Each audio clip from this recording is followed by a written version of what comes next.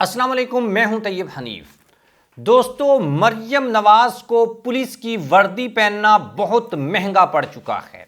اور اب مریم نواز کے ساتھ کیا ہونے والا ہے اور یہ اتنی بڑی ڈیولپمنٹ جسے سمجھا جا رہا ہے، اس کے اوپر ڈاکٹر یاسمین راشد صاحبہ کی جانب سے بھی مریم نواز کو مبارکباد دی گئی ہے۔ وہ اصل کہانی کیا ہے اس کے اوپر ہم بات کریں گے، اور اس سے بھی ایک بڑی ڈیولپنگ سٹوری جو اس وقت سامنے آئی ہے۔ آپ کو اگر یاد ہو کہ محسن رضا نقوی اور شہباز شریف کے بیچ ایک کشمکش ہوئی تھی ایک سرکاری آفیسر کو لے کر، لیکن اب وزیر اعظم شہباز شریف سے وزیر اعظم کا کون سا اختیار چھین لیا گیا ہے، یہ بھی ایک بڑی سٹوری ہے جو ہم اسی ویڈیو میں ڈسکس کریں گے۔ اور ایک اور خبر آپ کو یہ بتائیں گے کہ جنرل باجوہ نے اب نواز شریف کو کہیں کا نہیں چھوڑا۔ اس وقت مسلم لیگ نون اور جنرل ریٹائرڈ باجوہ کے بیچ ایک کشمکش چل رہی ہے، اور ایون یہ کہ جنرل باجوہ تو اب جیب سے قرآن بھی باہر نکال لائے ہیں۔ جو الزامات نون لیگ کی جانب سے ان کے اوپر لگائے گئے تھے اس کا انہوں نے جواب دیا ہے، اور یہ بھی اس وقت کی ایک بہت بڑی ڈیولپمنٹ ہے جس کے اوپر ہم بات کریں گے۔ آپ میرے چینل کو سبسکرائب کر لیں، بیل آئیکن کو پریس کر لیں۔ جو لوگ ہمیں فیس بک کے اوپر دیکھتے ہیں ویڈیو کو لائک اور شیئر ضرور کیا کریں، اور آپ کی جو اوپینین ہے وہ بہت زیادہ میٹر کرتی ہے، اس لیے آپ کمنٹ باکس میں لکھا کریں۔ اچھا، سب سے امپورٹنٹ خبر جو مریم نواز کو مہنگی پڑی ہے۔ اصل میں مریم نواز کو وردی پہننے کا بڑا شوق تھا۔ آپ اگر اس وقت سوشل میڈیا کے اوپر جا کر دیکھیں تو آپ کو ایک چیز نظر آئے گی کہ مریم نواز شادی سے پہلے یا یعنی آپ کہہ لیں کالج یونیورسٹی کے زمانے میں ان کی ایک پکچر ہے جو فوجی وردی میں ہے۔ اس کے بعد انہوں نے ایک وردی والے سے ہی شادی کی جس سے ان کے 3 بچے ہیں، اور اس کے 2 پہلو ہیں۔ ایک تو یہ ہے کہ سوشل میڈیا کے اوپر ان کے اوپر بہت کرٹیسزم ہو رہا ہے۔ ڈاکٹر یاسمین راشد نے بھی یہ کہا ہے کہ میں مریم نواز کو یہ مبارکباد دیتی ہوں کہ وہ پولیس میں بھرتی ہو گئی ہیں، کامیاب ہو گئی ہیں، لیکن اگر انہوں نے یہ نوکری چھوڑی تو پھر سرکاری آفیسر یا سرکاری جو ادارے ہیں ان کا جو وردی ہے، ان کا جو کوڈ ہے، ان کا جو ڈریس ہے، وہ پہننے کے جرم میں مریم نواز کو گرفتار کیا جائے گا یا ان کے اوپر مقدمہ قائم کیا جائے گا۔ اس حوالے سے ایک بڑی ڈیولپمنٹ اس وقت سامنے آئی ہے۔ لاہور کی سیشن کورٹ میں مریم نواز کے خلاف ایک مقدمہ درج کیا گیا ہے۔ پہلے یہ مقدمہ پولیس میں درج کروانے کی کوشش کی گئی تھانے میں، لیکن وہاں پر ڈیفینیٹلی نہیں ہو سکتا تھا، تو پھر اب یہ معاملہ عدالت میں چلا گیا ہے۔ 2021 میں جو انڈین آکوپائیڈ کشمیر ہے نوشہرہ،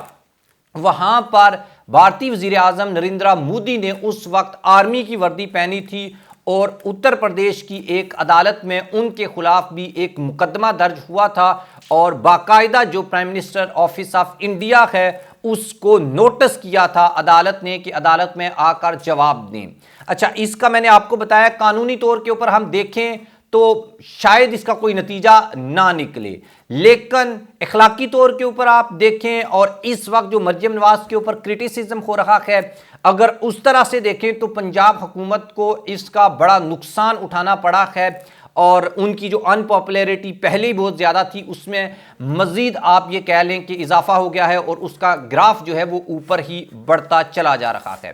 اب آتے ہیں دوسری خبر کے اوپر۔ وزیر اعظم شہباز شریف اور جو وزیر داخلہ ہیں محسن رضا نقوی صاحب، ان کے بیچ ایک کشمکش ہوئی تھی، اور کشمکش یہ تھی کہ محسن رضا نقوی صاحب پنجاب سے کچھ آفیسرز جس میں آئی جی پنجاب ڈاکٹر عثمان انور شامل ہیں، ان کو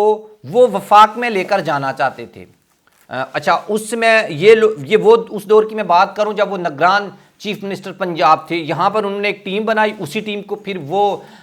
پی سی بی میں لے کر گئے، اور اسی میں سے کچھ لوگوں کو وہ وفاق میں لے کر جانا چاہتے تھے۔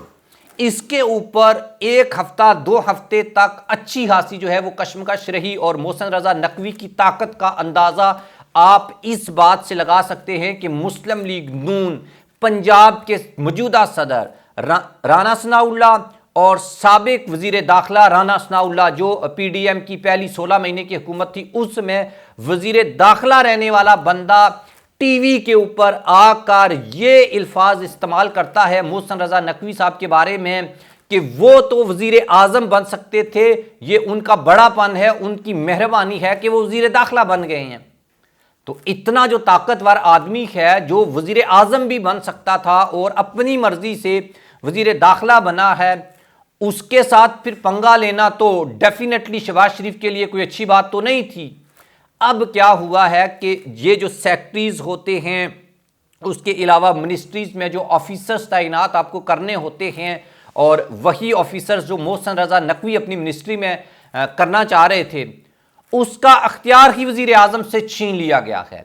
اب جو منسٹری ہوگی اس میں جو وزیر ہوگا، جو مشیر ہوگا، جو سیکٹری ہوگا، اب سب لوگ وہی بندہ اپوائنٹ کرے گا، وہی بندہ لگائے گا۔ وزیر اعظم کا جو اختیار ہے وہ اس معاملے میں اب واپس لے لیا گیا ہے۔ اس سے آپ اندازہ لگا سکتے ہیں، اگر یہ ہم کہیں کہ یار شہباز شریف کی حکومت نہیں ہے، اصل میں محسن رضا نقوی کی حکومت ہے، اور محسن رضا نقوی کس کا بندہ ہے یہ بھی آپ بڑی بخوبی جانتے ہیں، تو یہ بالکل بھی غلط نہیں ہوگا۔ دوسری طرف ایک بڑی کشمکش اس وقت مسلم لیگ نون کے حلقوں میں اور سابق جو آرمی چیف ہیں جنرل ریٹائرڈ باجوہ صاحب ان کے بیچ ہے۔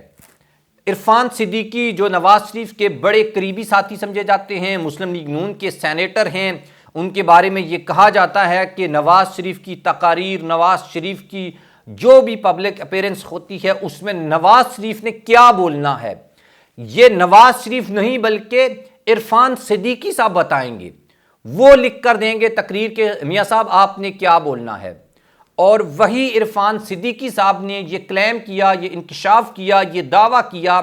کہ جنرل ریٹائرڈ باجوہ نے بڑی دھمکی دی تھی، انہوں نے یہ کہا تھا کہ اگر ان کو ایکسٹینشن نہ دی گئی تو وہ ملک میں مارشل لا لگا سکتے ہیں یا مارشل لا لگا دیں گے۔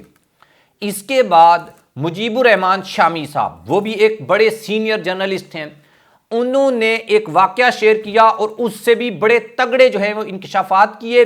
اور یہاں پر آپ کو یہ اندازہ ہو جائے گا کہ تینوں جو ٹرائکا ہے، یعنی عمران خان، مسلم لیگ نون اور آپ کی اسٹیبلشمنٹ یعنی جنرل باجوہ، یہ تین جو مین مدے پچھلے 3-4 سال کے جو بڑے ایونٹس ہیں ان کے اوپر ہر کوئی اپنی مرضی کی پک اینڈ چوز کر رہا ہے۔ جنرل باجوہ کسی شادی کی تقریب میں انہوں نے اپنی جیب سے قرآن پاک نکالا، یہ مجیب الرحمان شامی صاحب کہہ رہے ہیں، اور اپنی ماں جو ہیں مرحومہ ان کی قبر کی قسم کھا کر جنرل باجوہ نے 3 باتیں کی ہیں۔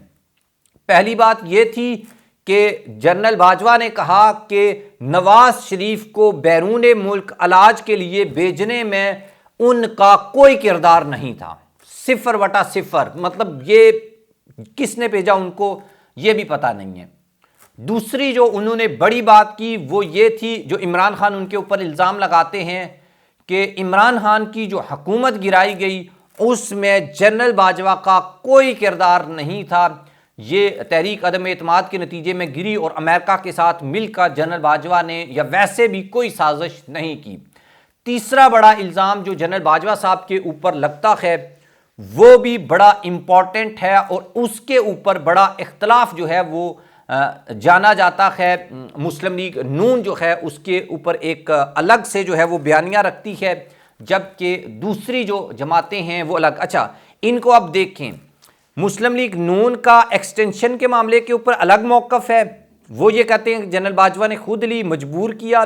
دوسرے نمبر کے اوپر اگر بات کریں نواز شریف کے باہر جانے کی، اس کے اوپر جنرل باجوہ اور مسلم لیگ نون جو ہیں ان کا ایک پوائنٹ آف ویو ہے۔ اب تیسری جو امپورٹنٹ بات ہے اس کے اوپر بھی ان سب کا جو ہے وہ آپس میں بڑا اختلاف ہے، اور عمران خان جو ہیں یہ جو نواز شریف باہر گئے اس کے اوپر عمران خان کا اور نیریٹو ہے۔ عمران خان کہتے ہیں کہ جنرل باجوہ اور اس وقت کی جو اسٹیبلشمنٹ تھی اس کے پریشر میں نواز شریف کو باہر بھیجا گیا۔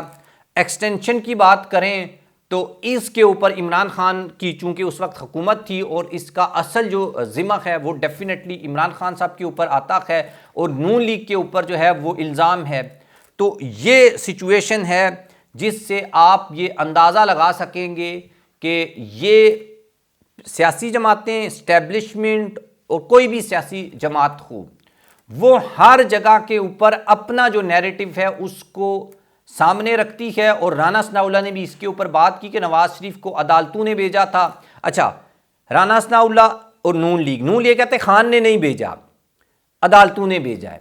تو مطلب ہر ایونٹ میں سے ہر پولیٹیکل پارٹی کو جو چیز سوٹ کرتی ہے وہ اسی کو صحیح سمجھتے ہیں، اور اسٹیبلشمنٹ یا سابقہ اسٹیبلشمنٹ ان کو بھی جو بات سوٹ کرتی ہے وہ بھی بالکل وہی بات کرتے ہیں. اس سے وہ ذرا بھی آگے پیچھے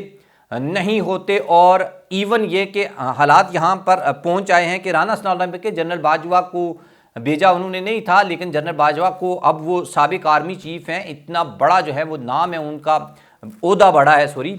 تو ان کو قرآن پاک جو ہے وہ ایٹ لیسٹ نہیں نکالنا چاہیے تھا.